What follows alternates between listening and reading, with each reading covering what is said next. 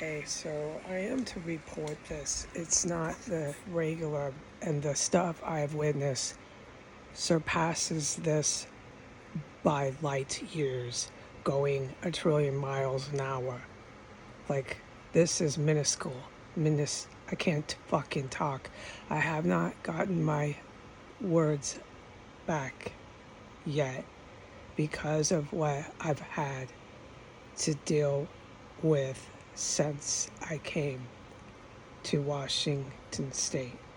I have sat here in this room by myself night and day for sound, solid reason. The only thing that I can say, which is minuscule, it's tiny bit compared to what I have witnessed in the city, in this house, etc., etc., okay? The only thing I can say is the day after, I forget, it was like the day before, the day after. Anyways, it was right there, day before, day after, one of the two, back to back, with the QFC grocery trip and the EBT payment of $130 payment, $100 cash. I went downstairs and I didn't know. All of a sudden, I had two people, the two that live here, the one being the paternal mother, the other being her spouse. I had two of them screaming at the top of their lungs about bread, BREAD, bread. On and on. They were screaming. And so it was so loud, I plugged my ears and I ran out of the house. It wasn't blood-curdling scream, but it was hostile, enraged, furious, yelling, belligerence, yes, about the bread. And I was being, with two. I'm one, and I'm in the kitchen, and there's two crazed people just furiously shouting, both of them, about bread. I'm in my house robe. I'm in my house slippers. I couldn't even assess what was happening. So I plugged my ears, it's like a normal physical thing to do, and I jetted out of the house into the front yard. I thought I could get away from it and just get some air, and which is what I'm doing, is de-escalating. Get away from that, because there's no talking to people like that. They're not trying to talk. And this could get really crazy if you remain in that situation. So I got out and went to the yard, and they locked the door behind me. And I found that I was locked out in the front yard in my underwear. I had my house robe on, my slippers, and I was in my underwear. I had just woken up. And I was completely baffled. And then the next thing I know, I'm knocking and knocking and knocking for a good minute to come in, and there's nobody there. No one's even acknowledging that I was just standing in the yard. And then finally, after about a minute or two, you couldn't see them. I didn't know where they went. I'm knocking and knocking and knocking to come back in once they had locked me out for no idea. I had no idea why I had been locked out. The male opens the garage door. And this guy's really big, and he doesn't look very clean. And I can't talk about him. I'm forbidden from talking about the people here. So I have this man, doesn't look very clean, really big guy, coming out of a garage. And I don't know what the fuck is going on. And then we did the same thing again in the yard, but shouting it about mental health, Alcoholics Anonymous, therapy sessions, some fucking crazy shit like this. I'm like, I'm thinking you guys need it, man, but I don't say anything, and I just keep repeating. I kept repeating through this belligerence and this shouting. I kept repeating, let me back in the house, treat me like a human being, I am in my underwear.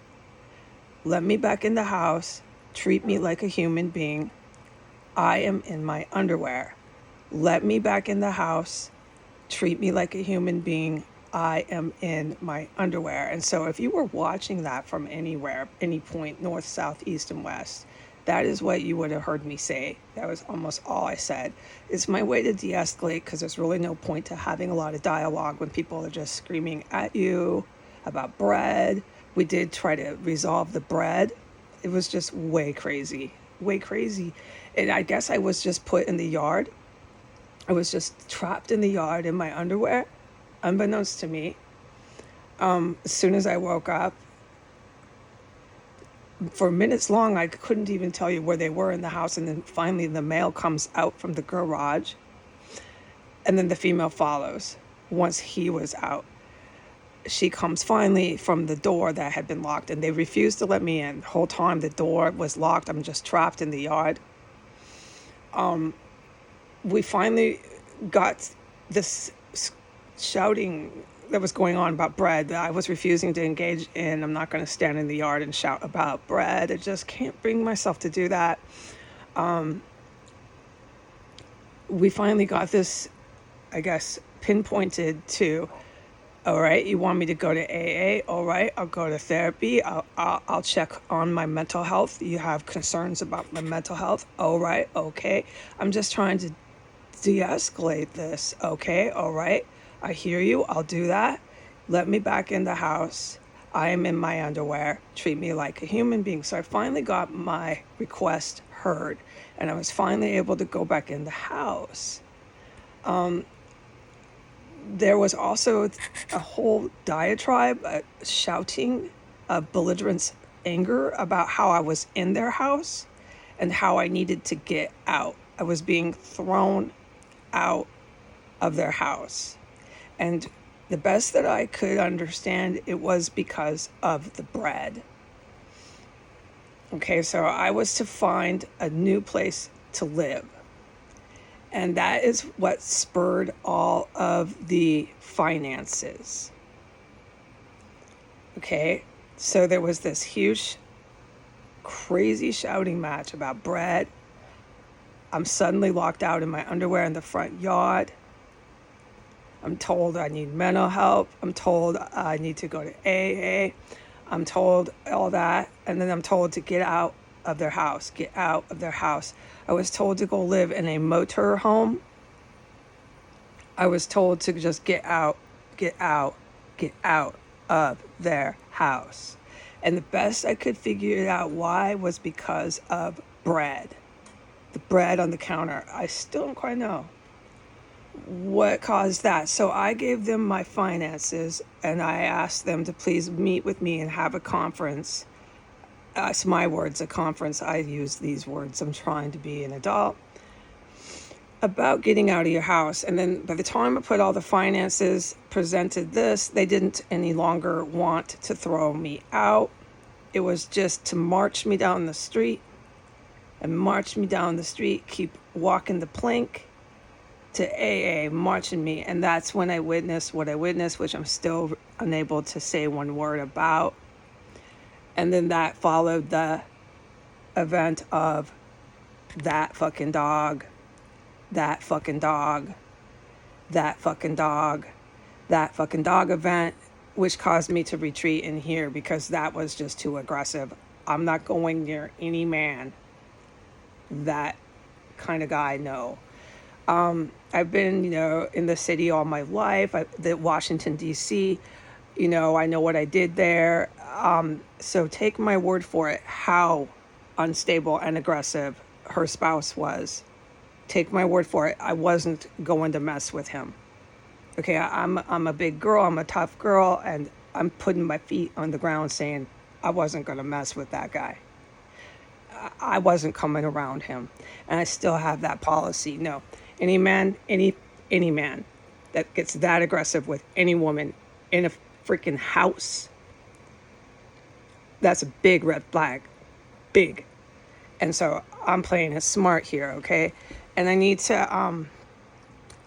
to put this up, okay, about how I got thrown out, get out of our house, get out of our house. And the groceries, I can't cook them. I cooked the corned beef. It's about 3 days now. I can't get to it. Okay, bye.